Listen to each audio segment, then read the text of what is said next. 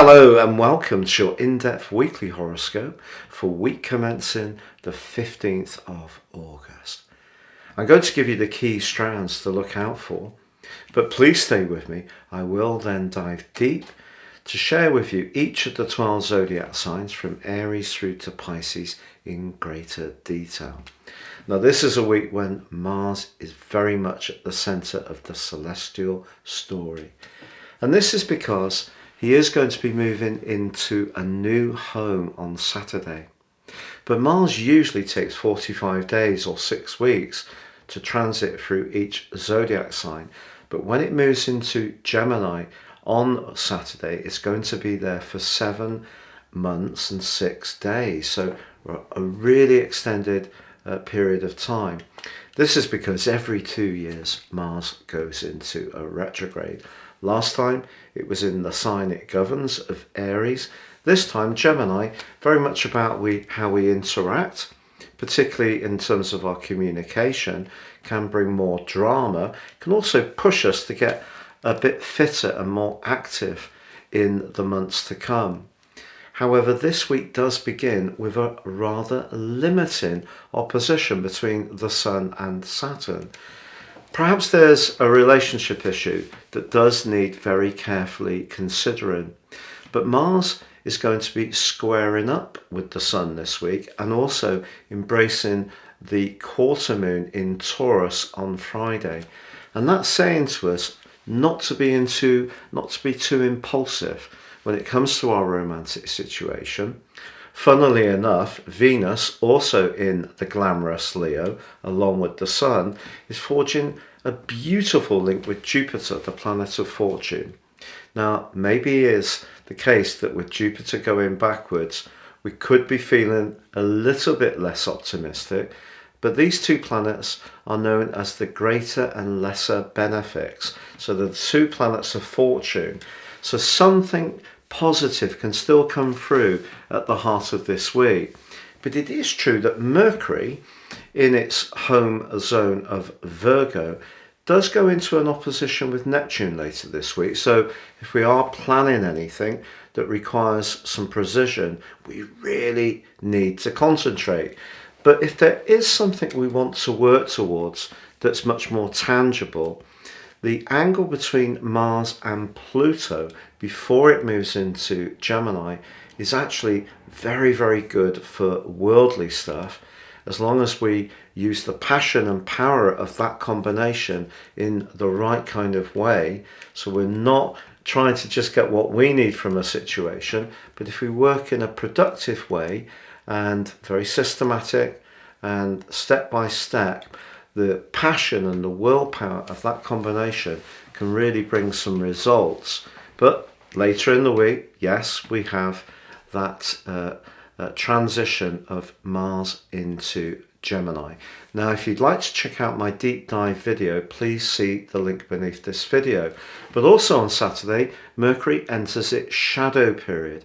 It won't go into retrograde in the sign of Libra until the 9th of September, but it is going to next week move into the sign of Libra. It's in Virgo at the moment, so just be aware that when it comes to those communications, the need for clarity is vital, but the passion of Mars moving into Gemini will certainly give us all a little bit more capacity to articulate our ideas or ventilate our ideas in a positive way. And please stay with me now for each of your 12 zodiac signs. If you would like to embrace more serious astrology, if you give me 3 pieces of personal birth data of time, date and place of birth, I can give you a roadmap that can guide you for the rest of your life. Also, my special package of 30% off. If you order now, I'll give you your year 2023 personal forecast plus the rest of this year 3. Please see the link beneath this video. And finally, I've raced through the 101,000 subs mark. I'd be so grateful if you've yet to subscribe if you did so now. If you have already, thank you so much for your support. But please click or tap on the bell notification symbol if you've yet to do so. So Aquarius, your week commencing the 15th of August forecast sees the week begin with the Sun and Venus in your sector of relating. Now, of course, Venus is very much about harmonizing our relationships, but the Sun is inhibited by the restrictive energies of your traditional ruler Saturn early in the week. But even if you don't feel quite as exuberant early on, as the days unfold, the link between Venus and Jupiter is one of the best you can get in astrology, and I think it can see your words have quite an impact on someone you encounter.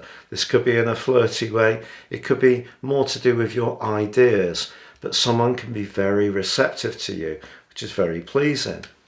But more strategically, that focus of energy in your fourth house that's been so strong this year, and particularly at the end of July and the start of this month, featuring Mars at the North Node and Uranus, your modern ruler, that's seen you thinking a lot about where you live, how you live there, and who with. And Mars is actually going to be contacting both Saturn and the Sun this week, which can cause a few problems. It could make you a little bit reactive around your emotional responses, particularly when the moon merges with Mars within the quarter moon on Friday, and that squares to the Sun. So if there is somebody that you do need to work with this week and it's not so easygoing and it may not be someone who's quite as receptive, the key here is not reacting. And I think Venus can really help you this week in that regard. It can help to keep things smooth and, where possible, as diplomatic as possible. But then on Saturday we have the wonder of Mars moving into the sister sign of Aquarius, of Gemini, sister air sign in the air triplicity. And right through the next 7 months and 6 days, Mars is going to be giving you and I a lot of support, because Mars in the fifth house can give us the push to express our individuality, to the desire, which is Mars is very much about, to express ourselves, to have fun. You will probably find yourself developing more self-confidence in terms of how you interact with people. Now, of course, all Aquarius people are absolutely gorgeous, but you're going to feel even more gorgeous. So that's really, really a lovely development. Now, of course, at the end of October, Mars does slam on the brakes. And throughout October and November, he is in a potentially draining angle with Neptune. But enjoy the spark for now, because I feel that you're going to be feeling a lot lively in lots of different ways. Now, right at the end of this week, Mercury goes into its pre-shadow period for the retrograde, which starts on the 9th of September.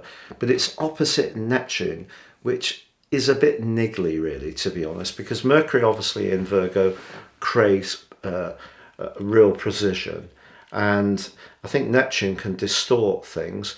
Now, it could be that we can read things and see it in slightly a different way, or we hear something from another person in perhaps not the way it's meant. So important just to use that natural detachment of Aquarius to just try to check out what is really meant.